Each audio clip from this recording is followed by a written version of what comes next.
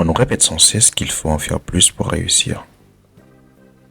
Plus d'objectifs, plus d'habitudes, plus de travail. Mais ici, le secret ne résidait pas dans ce que vous ajoutez, mais dans ce que vous osez supprimer. Imaginez votre vie comme une montgolfière. Vous voulez monter, mais vous êtes lesté par des sacs de sable invisibles. Aujourd'hui, on coupe les cordes. Voici les 12 points morts dont vous devez vous libérer dès maintenant pour faire de votre vie celle de votre véritable envol. Le premier point mort, c'est le brouhaha des pensées négatives. Votre pire ennemi n'est pas à l'extérieur. Il est entre vos deux oreilles. Cette voix intérieure qui vous répète que vous n'êtes pas capable, que vous n'êtes pas assez bon ou que vous allez échouer, vous maintient dans un cycle de doute et d'inaction. Pour avancer, remplacez-la par un dialogue intérieur constructif. Concentrez-vous sur ce que vous pouvez contrôler, sur les opportunités qui s'offrent à vous et sur les actions concrètes que vous pouvez entreprendre. Passez du « je ne peux pas » au « je peux et je vais ». Le deuxième point mort, ce sont les vampires énergétiques. Nous entretenons tous des relations qui nous épuisent. Un ami, un membre de la famille ou un collègue qui apporte négativité, critique constante ou stress. Ces relations qui nous vident au lieu de nous remplir, ces liens qui vous retiennent et vous empêchent de devenir la meilleure version de vous-même. S'éloigner d'une personne toxique n'est pas un acte de cruauté, c'est un acte de survie. Entourez-vous de ceux qui allument votre flamme, pas de ceux qui soufflent dessus. Des personnes qui encouragent votre croissance, qui vous font vous sentir valorisé, qui vous inspirent à progresser. Le troisième point mort, c'est l'usine à excuses. Les excuses sont des béquilles de l'inaction, un mécanisme de protection qui nous empêche d'avancer. Elles sont confortables, mais elles ne vous mènent nulle part.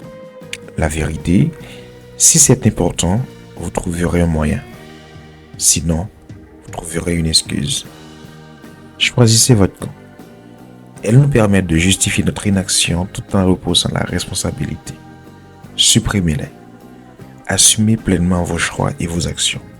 Chaque fois que vous êtes tenté de dire « je n'ai pas le temps » ou « ce n'est pas le bon moment », demandez-vous plutôt « que puis-je faire aujourd'hui » même si c'est petit. Le quatrième point mort, c'est le piège de la procrastination. Remettre à demain, c'est emprunter du temps au futur avec un taux d'intérêt catastrophique qui est le stress. Plus vous attendez, plus la tâche devient intimidante. Brisez cette habitude en passant à l'action. Même modestement. L'action est le seul remède à l'anxiété. N'attendez pas la motivation. Décomposez vos grands objectifs en petites étapes réalisables et commencez dès aujourd'hui. L'action crée l'élan et l'élan produit des résultats. Le cinquième point mort, c'est le poison du doute. Il faut savoir que le doute a tué plus de rêves que l'échec ne le fera jamais. Cette paix intérieure qui murmure « tu n'es pas assez bon » ou « qui crois-tu être ?»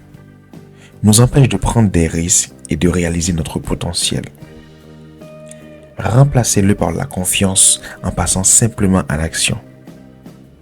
La confiance ne tombe pas du ciel, elle se forge dans l'action. Vous n'avez pas besoin d'être parfait pour commencer, mais vous devez commencer pour devenir confiant. Le sixième point mort, c'est la prison du perfectionnisme. Le perfectionnisme est souvent une forme polie de procrastination. C'est un tueur silencieux de progrès. En cherchant le sans faute, vous restez immobile. Retenez ceci. Une version imparfaite qui existe bat à plate couture une version parfaite qui n'est qu'un projet. Considérez que chaque erreur comme une leçon précieuse et avancez. Le premier pas, même maladroit, est toujours le plus important. Septième point mort, la peur de l'échec. L'échec n'est pas l'opposé du succès, c'est son carburant. La peur de l'échec nous fige, nous fait éviter les risques et nous maintient dans notre zone de confort. Pourtant, l'échec n'est pas une fin. C'est une étape incontournable du succès. Changez votre regard. Voyez chaque échec comme un retour d'information précieux qui vous rapproche de la réussite. Vous renoncez vraiment que lorsque vous renoncez à essayer. Le 8e point mort, c'est la zone de confort. La zone de confort semble rassurante, mais elle est le cimetière des rêves. Tant que vous y restez, vous ne grandissez pas. Cette année, poussez-vous délibérément hors de ce qui vous est familier. Prenez des risques calculés. Essayez de nouvelles choses et défiez-vous chaque jour. Que ce soit dans votre carrière, vos relations ou votre développement personnel. C'est uniquement en sortant du connu que vous découvriez votre véritable potentiel. Le 9e point mort, c'est le chaos mental. Un esprit encombré de soucis, de distractions et de pensées parasites est un esprit paralysé. Il rend toute décision claire impossible. Donc, faites le ménage, pratiquez la pleine conscience, organisez vos priorités, éliminez les inquiétudes inutiles et recentrez-vous sur le moment présent. Un esprit clair vous permet de penser avec lucidité, de prendre de meilleures décisions et d'agir avec détermination. Le 10e point mort, c'est le régime médiatique négatif. Nous sommes bombardés en permanence d'informations, de réseaux sociaux et de contenus conçus pour capter notre attention par la peur ou la polémique. N'oubliez pas, votre cerveau est une éponge. Donc, soyez sélectif. Désabonnez-vous des comptes, des pages ou des personnes qui génèrent anxiété ou négativité. Remplacez ces sources par des contenus inspirants, des livres motivants, des vidéos enrichissantes et des personnes qui vous élèvent. Ce que vous consommez façonne directement votre état d'esprit. Donc, protège-le.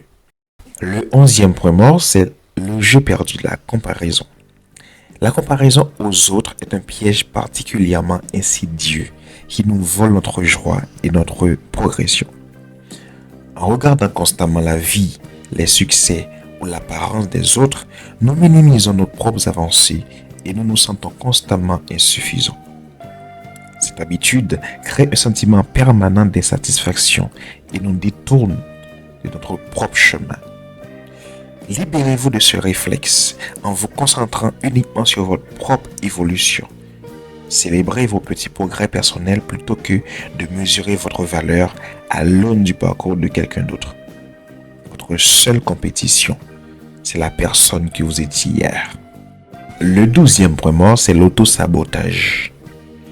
L'auto-sabotage se manifeste par ces petits comportements répétés qui nous empêchent d'atteindre nos objectifs, tout en nous donnant l'impression d'être normaux. Que ce soit en reportant des tâches importantes, en négligeant notre santé ou en choisissant systématiquement des options qui nous maintiennent au même niveau, nous nous mettons nous-mêmes des bâtons dans les roues. Identifiez ces mécanismes et remplacez-les par des habitudes qui vous soutiennent vraiment. En cessant de vous saboter, vous reprenez enfin le contrôle de votre destinée. Faire de la place, c'est déjà progresser. En supprimant ces 12 freins, vous ne devenez pas une nouvelle personne. Vous redevenez celle que vous étiez censé être avant que le monde ne vous dise de douter. Alors, quel sac de sable allez-vous couper en premier aujourd'hui? Ne réfléchissez pas trop. Agissez. Le succès n'attend que votre espace libre pour s'installer. À bientôt.